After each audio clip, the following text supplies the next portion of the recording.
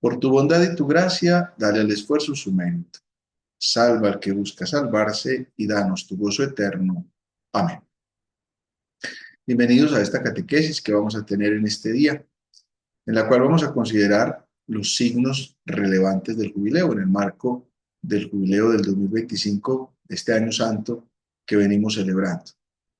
Me parece importante que consideremos y tengamos presentes los diferentes signos que el jubileo nos ofrece como un modo de acercarnos cada vez más al espíritu del jubileo, que no es otra cosa que la renovación interior, que la transformación de nuestras personas y así la transformación de la sociedad. Podríamos considerar entonces 7 signos relevantes del jubileo.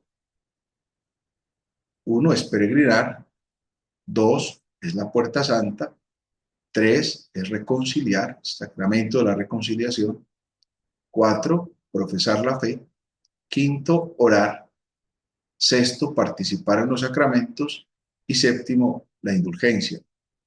Ya de este 7 pues no vamos a hablar en esta catequesis porque la pasada catequesis la dedicamos completa al tema de la indulgencia. Quien no la haya visto pues puede encontrar en el canal de YouTube de la parroquia la catequesis sobre la indulgencia que vimos la última vez.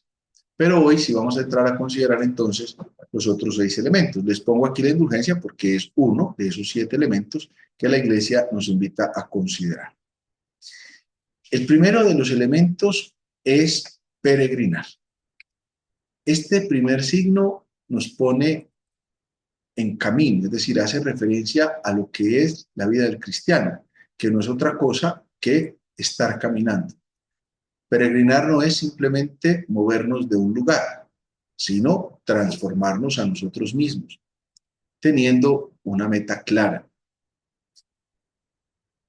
Como la mayoría de nosotros no podemos peregrinar a Roma en este año santo, que sería un centro particularmente grande e importante de peregrinación, vamos a ver cómo cada diócesis tiene las iglesias jubilares, de modo particular la iglesia catedral, pero habrá otras iglesias en cada diócesis que el obispo de cada lugar ha determinado como lugares de peregrinación. Incluso hemos tenido, como fue el caso de la Arquidiócesis de Medellín, el día del jubileo de los enfermos, el 11 de febrero, tuvimos la peregrinación en todas las parroquias. Cada parroquia podía lucrar la indulgencia jubilar. Pues la peregrinación hacia la parroquia, el caminar hacia la parroquia. La peregrinación es un momento especial. ¿Por qué? Porque la peregrinación me pone en una dinámica de contemplación, de contemplar lo que estoy a punto de alcanzar, en aquel que se convierte en el sitio fundamental de la peregrinación. Fíjense cómo el peregrinar es un deambular. Incluso si nosotros buscamos la etimología de la palabra deriva del latín per ager, que significa a través de los campos, o también per eger, que significa cruce de frontera. Ambas raíces, per ager o per eger, nos llevan a una manera de emprender un viaje. El peregrino es el que emprende un viaje y lo emprende desde su realidad. Es un recorrido por la propia realidad. Sin duda, a lo largo y ancho del mundo hay lugares que se han convertido de modo especial en sitios de peregrinación y son lugares famosos, que incluso de acuerdo a eso van teniendo un propio nombre. Por ejemplo, peregrinar a Roma, entonces los peregrinos a Roma se llaman romeros. Los que peregrinaban a Tierra Santa se llamaban palmarios o se llaman. Los que peregrinan a Santiago de Compostela se llaman los jacobeos, por Santiago, que Santiago en hebreo es Jacobo. Entonces es el camino jacobeo, ese es el peregrino. Y así otros lugares que son significativos, particularmente pensemos en tantos lugares que tienen una connotación mariana significativa. Aquí mismo en México, el Santuario de Guadalupe, aquí en Colombia, la Basílica de Nuestra Señora del Rosario de Chiquinquirá o la Basílica de Nuestra Señora del Rosario en Las Lajas. Si vamos a Francia, pues tenemos la Virgen de Lourdes. Si vamos a Portugal, pues tenemos la Virgen de Fátima. En fin, a lo largo y ancho del globo terráqueo encontramos nosotros momentos y lugares muy significativos para peregrinar. Pero siempre es la peregrinación, sobre todo, un camino de conversión que nos mueve en diferentes aspectos. Y yo los podría seleccionar o los invito a reflexionar de la siguiente manera. En primer lugar, la peregrinación es un momento de gracia, porque Dios nos bendice y derrama sobre cada uno de nosotros la acción providente de su Santo Espíritu, de modo que nos vaya llenando del provecho espiritual que necesitamos, de sus dones, de sus frutos, de sus virtudes, porque el que se pone en camino se pone en una dinámica distinta, la dinámica de acercarse a la obra del Padre, la dinámica de acercarse a la acción misericordiosa de Dios Padre, a vivir los sacramentos, a compartir la caridad. Si hay una disposición interior. Por eso, en primer lugar, la peregrinación es un momento de gracia. En segundo lugar, la peregrinación es un momento de encuentro con Dios. El peregrino ha de tener ante todo una experiencia espiritual. Procura el encuentro con el Señor. Por eso no se peregrina a cualquier parte. La peregrinación tiene que tener una meta clara. A veces, lastimosamente, algunas realidades por promocionar cualquier tipo de paseo, entonces hablan de peregrinación. Pero a ver, la peregrinación me tiene que llevar a un lugar sagrado, la peregrinación me tiene que llevar a un lugar que ha significado para la vida de la iglesia, para la vida espiritual, una cosa especial, pero no es que peregrino a cualquier parte, peregrino a cualquier sitio turístico con el ánimo de que entonces vaya alguien, entonces pensamos que eso es peregrinación. No, la peregrinación es un momento de encuentro con Dios. Es un momento en el que me dispongo a encontrarme con el Señor. Por eso es una vivencia sobre todo de tipo espiritual. Piensen, por ejemplo, cómo en la antigüedad se peregrinaba, en el pueblo de Israel peregrinaban a Jerusalén. De hecho, piensen en la Sagrada Familia de Jesús, José y María, cuando el niño se pierde en el templo, que es uno de los misterios del Rosario, se pierde precisamente porque están peregrinando y son tantos los peregrinos a Jerusalén que en esa confusión de gente el niño se pierde. La iglesia ha animado también esta figura y nosotros encontramos a lo largo de estos 2000 años y más que tiene la iglesia, tantos santos y santas que han hecho ese ejercicio precisamente de peregrinación, de peregrinación a tantos lugares. Encontramos como, por ejemplo, Francisco de Asís, peregrinó de Asís a Roma, pero en peregrinación, no en una manera de paseo. La tercera realidad de la peregrinación es que la peregrinación es un momento de fraternidad, porque es un momento de encuentro con los hermanos, sea porque están peregrinando con nosotros, por ejemplo, cuando salimos en comunidad, salimos en grupo para un lugar o para otro, pero también aquellos hermanos que vamos encontrando en el camino, porque nunca nos sentimos solos, sino que vamos encontrando otros que con nosotros van haciendo ese camino. ¿Por qué es importante la experiencia de fraternidad? Porque encontramos en el otro apoyo, encontramos en el otro consuelo, encontramos en el otro ayuda, encontramos en el otro disposición de no dejarnos solos. En fin, hay un momento importante de fraternizar. En cuarto lugar, la peregrinación es un momento muy propicio para la meditación. Meditar en nuestra vida, meditar en lo que hemos vivido, meditar quizás en nuestras angustias, quizás en nuestras dificultades, como a veces en medio de tanta turbulencia la peregrinación se convierte como en un respiro importante. ¿Por qué? Porque voy meditando y tratando de poner en la presencia de Dios aquello que yo vivo. ¿A la luz de qué? A la luz de la palabra que voy escuchando o leyendo a lo largo del recorrido, o a la luz de los sacramentos, o a la luz de los lugares místicos que vamos visitando en esas peregrinaciones, porque se entra a un convento, porque se entra a un santuario, porque se entra a un lugar sagrado. Entonces, es una oportunidad de abrir nuestro espíritu a la acción del Espíritu Santo. Por eso, la peregrinación es un momento precisamente para la meditación. En quinto lugar, la peregrinación es un momento para la oración. Cuando se peregrina no se va de paseo, se va es como comunidad orante. Si bien es cierto que encontramos lugares que no conocíamos y que tenemos momentos de esparcimiento y momentos de compartir sanamente con los demás, pero sobre todo un momento de oración. Es que la peregrinación es una especie de retiro espiritual de ambulante. Vamos caminando y vamos orando. Y por eso la peregrinación a lo largo de muchos momentos se tiene oración en solitario, se tiene oración con los que caminan con uno, o se tiene oración en lugares especiales, que se tienen momentos intensivos de oración, porque se llega al lugar donde está sepultado un santo o una santa. En fin, es un momento para la oración. En sexto lugar, la peregrinación es un momento para el ofrecimiento.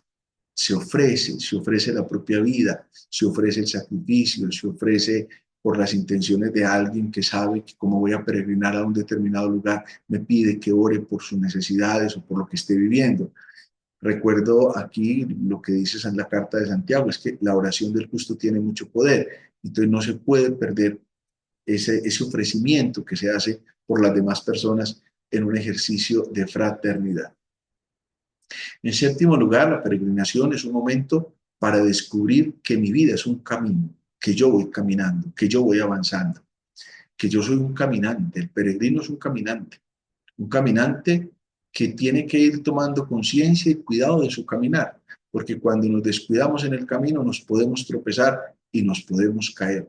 Cristo mismo se presenta en el Evangelio de Juan como el camino, la verdad y la vida. ¿Hacia dónde camina el peregrino? El peregrino camina hacia Cristo.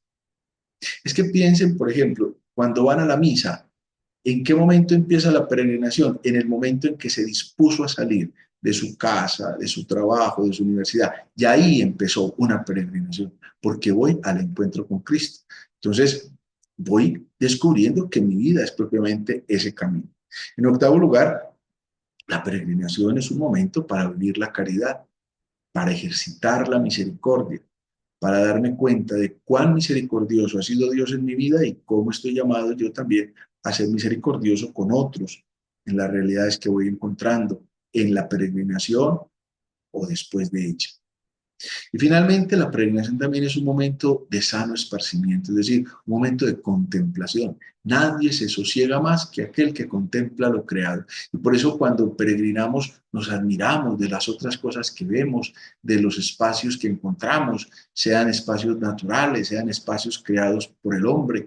Y ahí vamos descubriendo, por ejemplo, lo que dice el libro de la sabiduría, es que si así es la criatura, ¿cómo será el creador? Poder contemplar las bellezas de Dios, la historia misma que se ha trasegado por todas esas realidades. Entonces, este es el primer signo, que es un signo muy importante y muy significativo, y es el signo de peregrinar. Yo los invito a que asuman ese signo de una manera, sea porque es una peregrinación local dentro de su propia diócesis, o porque hay un lugar a donde pueden ir. Por ejemplo, aquí en la parroquia vamos a ir en agosto a peregrinar como centro a la Basílica de Nuestra Señora del Rosario de Chiquinquirá en Boyacá, y vamos a estar en unos sitios ahí en Boyacá, o también vamos a hacer una peregrinación, si las condiciones nos lo permiten, a la tumba del Padre Marianito en el mes de octubre.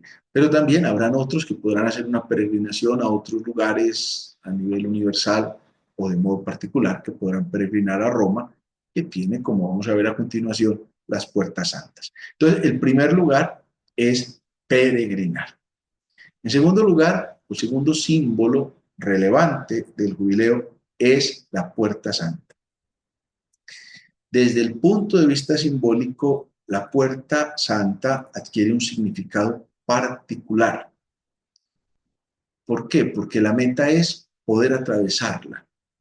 Fíjense cómo precisamente el año jubilar lo empieza el Papa abriendo la puerta de la Basílica de San Pedro. Así oficialmente se abre el año santo y se clausura precisamente cerrando esa puerta santa.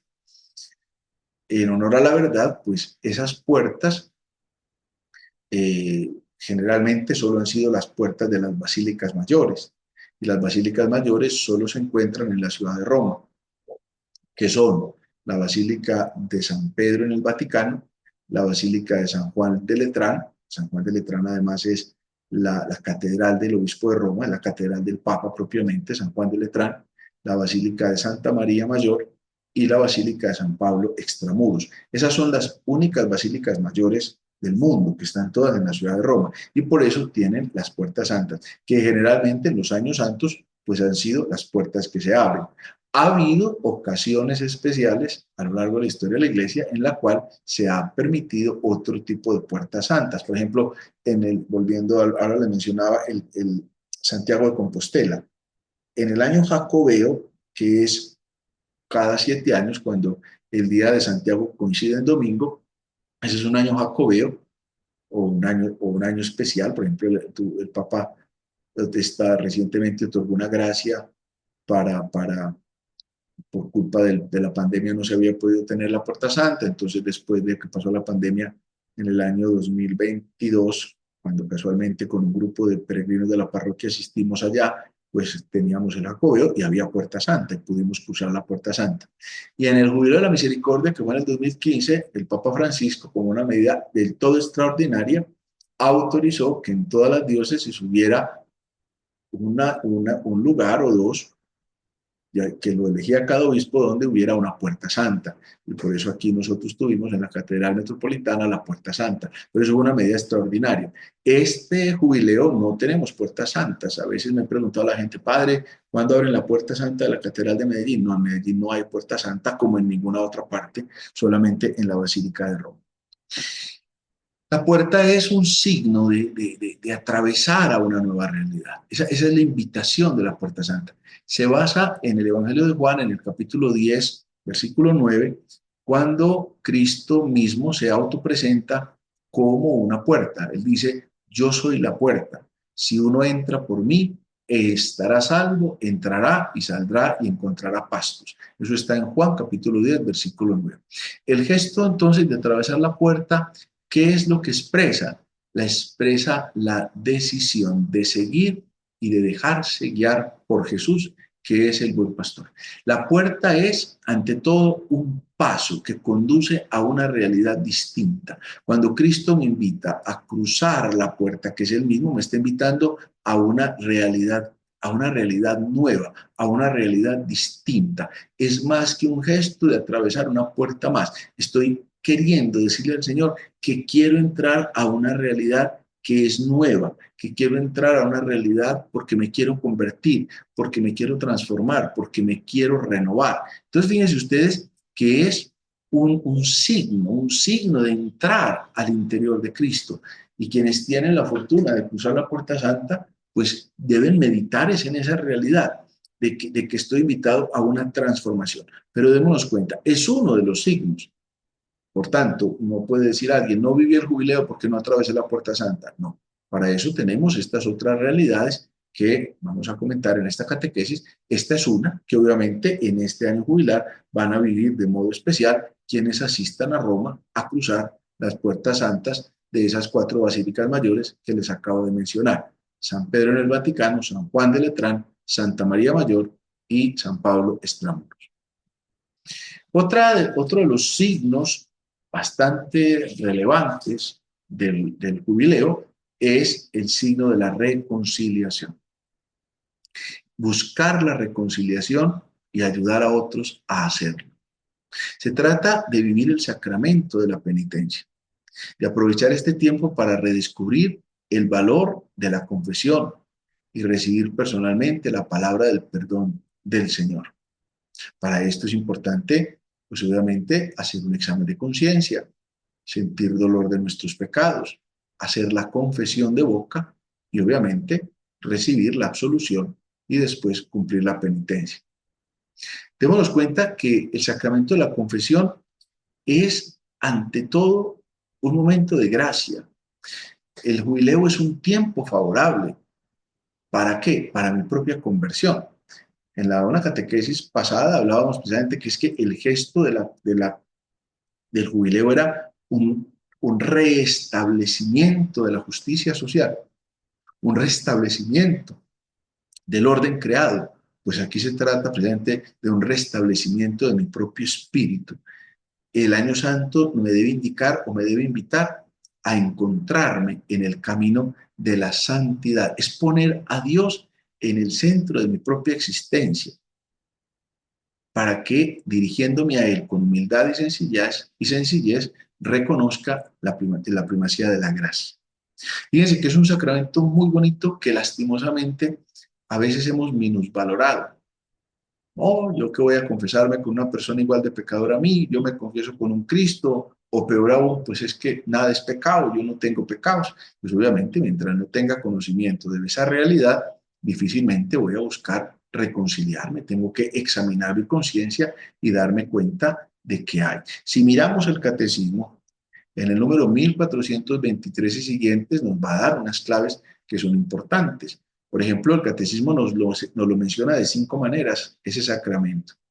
La primera manera lo presenta como sacramento de conversión. ¿Por qué? Porque permanentemente estamos llamados a la conversión, al cambio, a la metanoia, a la renovación, a la renovación de la mente y del corazón, ¿sí? A que volvamos al Padre. Fíjese que es la invitación que permanentemente Cristo nos hace. Por eso es un sacramento de conversión, de volver al Padre. En segundo lugar, lo llamamos un sacramento de la penitencia. ¿Por qué? Porque consagra un proceso personal y eclesial de arrepentimiento, de reparación de los pecados que he hecho y que me han separado, me van generando una ruptura de cercanía con el Señor. Por eso es una penitencia, es un sacramento de penitencia. En tercer lugar, es el sacramento de confesión. ¿Por qué? Porque necesita la declaración y la manifestación de lo que yo he hecho. Es el presentar a Dios eso que ha pasado en mí. Por eso confieso, eso es el acto del penitente. En algunas veces alguien ha venido a decirme, Padre, absuélveme, pero yo sin decirle nada. La absolución es una respuesta. ¿Y a qué le voy a dar una respuesta si usted propiamente no ha dicho nada? Cuando se confiesa está sintiendo un dolor profundo y por eso lo está expresando. Y expresándolo se está liberando. Por eso se llama confesar. Confesó lo que había hecho. Más allá de la lista, los sacerdotes, porque ¿qué se va a acordar un sacerdote de todos los pecados que la gente le dice? ¿Qué tal? Terminaríamos locos cada que miráramos la cara de alguien para recordarnos cuántos pecados ha dicho. El ejercicio no es del sacerdote, el ejercicio es del penitente. Y cuando yo me tengo que confesar, mi ejercicio está precisamente en expresar eso que dentro de mí está, para recibir de Dios la gracia. También se llama sacramento del perdón. ¿Por qué? Porque con la absolución sacramental el sacerdote le concede al penitente el perdón de su culpa. Lo hablamos en la última catequesis cuando hablamos de la indulgencia. Lo único que me perdona la culpa es el sacramento de la penitencia. No hay otra cosa que me pueda perdonar la culpa. Y finalmente también se llama sacramento de la reconciliación porque otorga al pecador la reconciliación con Dios. San Pablo ya lo dice en la segunda carta a los Corintios, en el capítulo 5:20, déjense reconciliar con Dios. Viva el amor que viene de Dios. Por tanto, entonces, este signo de la reconciliación es muy importante porque es una reconciliación con Dios, es una reconciliación con la iglesia, es una remisión de la pena eterna contraída por los pecados mortales, es un encuentro de paz y de serenidad de la conciencia, el consuelo espiritual que solo nos brinda el sacramento de la reconciliación y finalmente es un permitirnos llenar de las fuerzas espirituales para vencer nuestras debilidades. Ese signo es un signo muy importante y ojalá aprovechemos este año jubilar para vivir propiamente esa experiencia de la reconciliación. Otro signo es la profesión de fe. La profesión de fe es esencial para el católico, porque ahí expresamos realmente en qué creemos. Fíjense que es un momento importante. Dice la carta a los Romanos en el capítulo 10, versículos del 9 al 10. Porque si profesas con tus labios que Jesús es Señor y crees con tu corazón que Dios lo resucitó de entre los muertos, serás salvo. Pues con el corazón se cree para alcanzar la justicia y con los labios se profesa para alcanzar la salvación. Por eso la profesión de fe es un momento que también me une a la comunidad. Lo celebramos en cada domingo, en cada solemnidad litúrgica. Hacemos juntos la profesión de fe, porque es un signo de reconocimiento de todos los bautizados por aquello en lo que creemos. Ahí está la centralidad de nuestra fe. Creo que este jubileo tiene que ser una oportunidad de volver al centro de nuestra fe. Estamos viviendo una dispersión muy preocupante porque pareciera que creemos en cosas que vienen y que van, cosas que se vuelven moda y cosas que traen como el viento por toda parte. Y por eso a veces tenemos una fe tan frágil, porque propiamente no sabemos en qué creemos. Cuando un niño le pregunta a su papá, papá, ¿usted en qué cree? A veces como que los corcha y el papá mismo no sabe qué contestar, pero la pregunta me la tengo que hacer yo mismo, a ver, pero yo en qué creo, y obviamente sí creo. Hoy el Evangelio casualmente traía en la liturgia la figura de un papá que tiene un hijo poseído por el demonio y viene a pedirle a Jesús que se lo libere, y Jesús le pregunta, ¿usted sí cree? Y el papá simplemente le responde, creo, Señor, pero aumenta mi poca fe. Y creo que aquí es un ejercicio de fortalecimiento de la fe, pero no a partir de cosas sin importancia, sino concentrándonos en lo fundamental. Y ahí está propiamente la profesión de fe que debemos meditar y reflexionar. A ver, ¿en qué creo? Otro signo bastante importante es el signo de la oración. Este es un año para orar de modo más significativo. Pues el cristiano ha de orar a tiempo y a destiempo, como dice la Escritura, ha de orar sin desfallecer, ya sea que haga una oración espontánea, ya sea que haga una oración bien clara, o porque siga una oración que está escrita, o porque le hable al Señor de su propia voz, o porque haga una oración en individual, o porque haga una oración comunitaria, o porque haga una oración litánica, como es la oración, por ejemplo, del Santo Rosario, que es una oración litánica, es decir, repetitiva. El asunto es entrar en la intimidad, en la experiencia de Dios, en la presencia de Dios. Es lo que tiene que acompañar al cristiano en todo momento.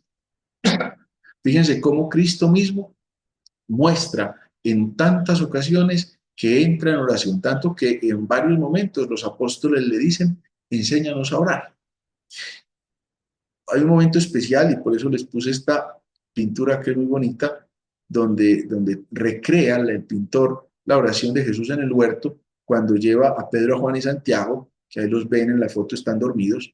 Jesús se aparta un poco, se pone a orar y luego vuelve y los encuentra dormidos y en cierta medida los regaña y les dice, ni siquiera una hora habéis podido velar conmigo, velad y orad para no caer en tentación. Continúa el diálogo, implicando que es que la carne es débil y que tenemos que estar fortalecidos. Creo que esa pregunta nos la puede hacer el Señor, ni siquiera cada día, pensemos en una semana. El Señor nos puede mirar, a ver, en esta semana ni siquiera una hora han podido orar conmigo, juntando todas las veces que hemos orado, siquiera hemos juntado una hora en la semana. Pues aquí tiene que ser un momento importante. Hay muchos momentos y motivos para rezar y muchas maneras de rezar, muchos momentos de orar. Por ejemplo, piense en la oración de acción de gracias, reconociendo cuántas bendiciones hemos recibido del Señor, en la oración de alabanza, alabando a Dios por todo lo que hace como creador, como redentor, como santificador. Pensemos en la oración de intercesión por los otros, que es muy importante, como les decía ahora, porque la oración de unos por otros es muy importante. Está enfermo alguno, que la comunidad rece por él. La oración del justo tiene mucho poder. Son frases que traigo del libro de la carta del apóstol Santiago. Y obviamente orar por nosotros mismos, por nuestras intenciones, en fin, tanta oportunidad de podernos encontrar, porque la oración tiene que ser un momento clave que nos alimente y que nos fortalezca. Finalmente, el último de los signos es, al que nos invita la Iglesia en este año jubilar, es la participación en los sacramentos. La liturgia es la oración pública de la Iglesia y por tanto debo vivir la gracia de los sacramentos. Los sacramentos son acciones de Cristo y de la Iglesia. Los sacramentos son puestos por Cristo para fortalecernos en los diferentes momentos de nuestra vida. Por eso se dividen como en tres categorías. Los tres primeros, el bautismo, la confirmación, la Eucaristía, que se llaman sacramentos de iniciación cristiana, que me ayudan a crecer como persona en Cristo. Lo segundo, los sacramentos del compromiso social, que es el sacramento del orden y el sacramento del matrimonio, Y los tercer grupo son los sacramentos de sanación, que es el sacramento de la penitencia y el sacramento de la unción de los enfermos, que acompañan la vida de la persona a lo largo de toda su vida para librarlo de la flaqueza. Todo sacramento tiene la gracia sacramental, a la que estoy llamado a vivir y a llenarme de esa gracia. Fíjense que es un don de Dios, que no obra por los méritos del sacerdote. Con qué facilidad se ha querido desvirtuar la tarea del sacerdote. Y vemos cuánta campaña a nivel nacional e internacional para desacreditar a los sacerdotes, para volverlos unos grandes criminales, para que la gente los rechace. Pero es que Cristo escogió a los sacerdotes desde su fragilidad y desde su humanidad para hacerse presente en medio de la iglesia. Y por eso los sacerdotes no obramos por nuestros propios méritos. Los sacerdotes obramos por los méritos de Cristo. El sacramento obra es por los méritos de Cristo, no por los méritos del sacerdote. Por santo o por pecador que sea la persona del sacerdote, eso no le va a restar la gracia santificante que tiene el sacramento, porque es Cristo mismo el que se entrega. Tanto que cuando el sacerdote pronuncia las pronuncia en primera persona. Fíjense, cuando está convirtiendo el pan, dice, tomad y comed porque esto es mi cuerpo. Es decir, está actuando in persona Christi, es decir, en la persona de Cristo. No está diciendo, tomen y coman que este es el cuerpo de él, no. Lo mismo cuando nos va a absolver de los pecados, el sacerdote que dice, yo te absuelvo. ¿Por qué? Porque actúa en nombre de Cristo y por los méritos de Cristo. O yo te bautizo, en fin, son los momentos de gracia. Por eso este símbolo es un símbolo muy importante al que todos estamos llamados a vivir y a reconocer de modo particular. En conclusión, tenemos que aprovechar este año jubilar, aprovecharlo para renovarnos en Cristo. Vemos que tenemos muchos signos. No nos concentremos solamente en una puerta santa que no tenemos aquí, que tendríamos que ir a Roma. Es uno de muchos. Pero sí concentrémonos en aquellos que podemos hacer. Yo los invito para que no sea un año más, sea un año realmente especial. Pensemos en que el jubileo de ordinario es cada 25 años. Puede que este sea el último jubileo que vivimos en esta tierra. El próximo será en la dicha del cielo, que será la liturgia celeste y permanente. Entonces, vivamos este momento. ¿Quién sabe si para el 50 estamos o no estamos vivos? Lo más probable es que no. Pero entonces, vivamos este jubileo del 2025, aprovechemos los regalos que nos da la iglesia, aprovechemos la oración, aprovechemos la peregrinación, aprovechemos los sacramentos, aprovechemos la reconciliación, aprovechemos las gracias de la indulgencia, en fin, aprovechemos este símbolo y que el Señor nos conceda su favor. Terminemos encomendándonos al Señor, que nos ilumine, nos acompañe en esta noche. Oremos juntos la oración que Cristo mismo nos enseñó. Padre nuestro, que estás en el cielo, santificado sea tu nombre, venga a nosotros tu reino. Hágase tu voluntad en la tierra como en el cielo. Danos hoy nuestro pan de cada día. Perdona nuestras ofensas, como también nosotros perdonamos a los que nos ofenden. No nos dejes caer en la tentación y líbranos del mal. Y la bendición de Dios Padre, Hijo, Espíritu Santo, descienda sobre ustedes y les acompañe.